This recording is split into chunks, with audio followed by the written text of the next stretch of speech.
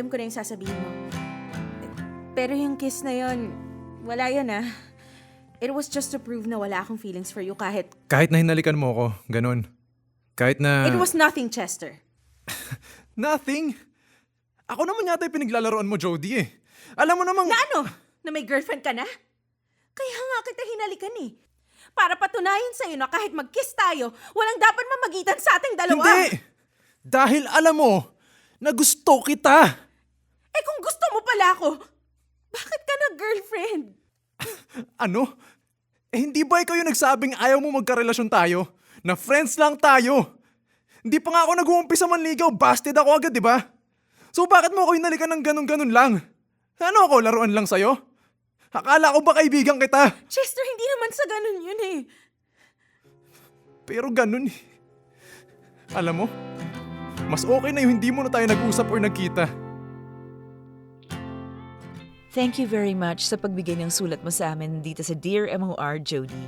Nakakatuwa yung love story mo mula sa GC hanggang sa pagbibigay mo ng advice sa kanya, hanggang sa ikaw, girl, nako, ang tigas mo ha, ayaw mo talagang magpatinag. Takot ka talaga magka-relationship and you realized you were falling in love with your best friend. I'm happy na talagang it ended well for both of you at happy ako na naging kayo sa huli. Nakuha mo pa rin yung ideal guy mo. Kahit na muntik siyang mawala sa'yo.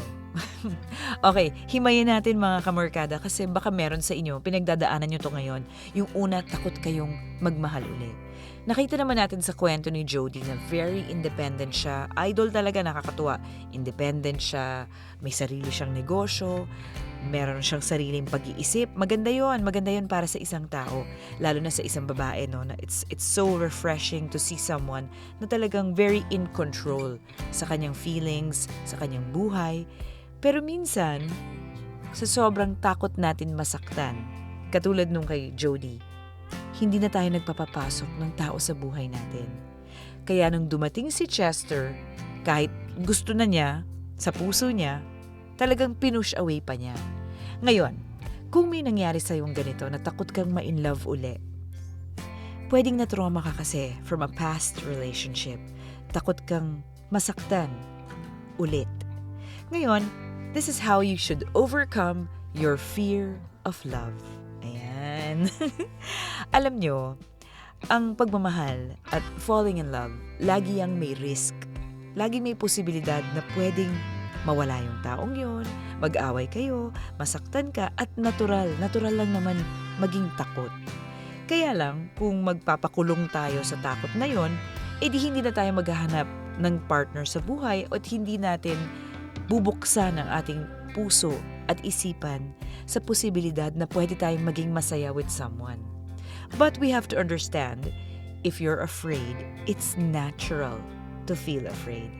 Pero kung gusto mong magkaroon ng matagal na partnership or talagang pag-ibig na tunay sa buhay mo, importanteng makahanap ka ng tamang paraan para maka-move on ka beyond that fear. Paano mo siya malalampasan yung fear? Okay, unang-una, identify mo muna, bakit ka ba natatakot? Nasaktan ka ba noon? Hindi ka comfortable? Maging close sa ibang tao? Takot ka bang i-share yung tunay mong ugali sa ibang tao? Alam nyo, we tend to believe na the more we care, the more we get hurt. At naiisip natin yung kung paano tayo nasaktan sa mga dati nating relationships. Normal lang yon. Mahalagang protektahan mo ang sarili mo, oo. Pero mahalaga rin na hindi mo itinutulak palayo yung mga taong tunay na pwedeng magmahal sa'yo, mapakaibigan o mapa-potential partner in life. Kasi kung lagi mo na lang silang tinutulak, gusto mo maging cold sa lahat, there's a chance that you could be missing out. Pwedeng, hindi mo nakuha yung opportunity. You could be missing out on a great experience with someone. At kapag aware ka na kung bakit ka natatakot, then siguro, hayaan mo munang bigyan mo yung sarili mo ng time. Mag-reflect, mag-isip. Kaya siguro din si Jody, hindi ka kagad pumasok sa isang relationship. Kasi dinideny mo pa siya sa sarili mo eh. Takot ka pa and that's really, really normal. Tayo lang ang makakapagsabi kung kailan tayo handa. In fact, looking at your kwento, nung lumipas yung 1 taon, sa totoo lang ha, maganda rin yun kasi ikaw, nag-heal ka na, humilom na yung sakit sa puso mo. Kumbaga ikaw, nagkaroon ka ng time mag-isip na siguro oras na para ma-inlove uli. Swerte lang na siya, bumalik siya sa buhay mo, di ba? Ikaw na, girl. Ngayon, tandaan din natin ha, kahit walang guarantee na yung taong bubuksan mo yung puso mo sa kanya, siya yung magiging forever mo, hindi naman ibig sabihin na dahil hindi siyang forever mo, matatakot ka ng magmahal. Kasi, if one day, kunyari, sabihin natin, hindi naging si Chester at si Jody sa huli, naghiwalay din sila. Okay lang, kasi that relationship teaches you something new. 'Di ba? Ngayon, speaking of that person who's going to teach you something new, you must pick a worthy partner. Pag nakikita mo na uy, itong taong to, walang red flag, green flag lahat, go lahat ng signs. Katulad ni Jody kay Chester. Nagpadala pa siya sa takot Pero nandun na yung taong, wow, eto na siya. He's the best person for me. Tanggalin mo yung mga feelings ng self-doubt at tingnan mo yung relationship na pwedeng mangyari sa inyong dalawa. At kung naiisip mo na baka pwedeng maging kayo, huwag mo silang itulak palayo. Hindi naman kailangan maging kayo agad, 'di ba? Baka kailangan mo lang sabihin, I need more time to get to know you.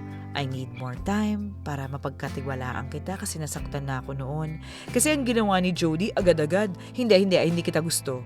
Talagang pinatunayan niya na kahit halikan pa kita, wala akong nararamdaman sa'yo. Pag tinulak mo agad-agad, without being honest and open with your feelings, syempre, that sends the wrong message. Unlike pag sinabi mong, pwede siguro tayong maging tayo, kaya lang nasaktan na ako noon, pwede mo ba akong bigyan ng panahon para mag-isip? And lastly, alamin natin na getting over your fears of falling in love, it doesn't happen overnight. Maaaring takot ka, hindi pwedeng bukas na lang, okay ka na, ready ka na makipag-boyfriend, makipag-girlfriend. Hindi naman ganon. You don't have to dive into a relationship right away. Siguro take things slow. And eventually, you will get there. So, sa lahat ng mga takot umibig, huwag matakot. Dahan-dahanin lang. Darating din tayo dyan. Maraming salamat sa inyong lahat, sa inyong walang sawang pakikinig. Thank you so much and thank you for always making us your companion kung kayo'y nasa bahay lang, nasa trabaho, nagre-relax, bago matulog, habang nag-drive, habang nag-exercise. Naku, natutuwa kami na lagi nyo kaming kasama. Kapag nagko-commute, pero ingat ha, kailangan ingat pa rin. Maraming salamat mga kamorkada. We're so happy to be a part of your lives. And of course, maraming salamat sa iyo, Jody, at sa napakagaling nating Dear MOR team. Sa team namin, saludo ako sa inyo. Ang galing nyo. Sa muli, ito si Miss M. Kita-kits on the next episode.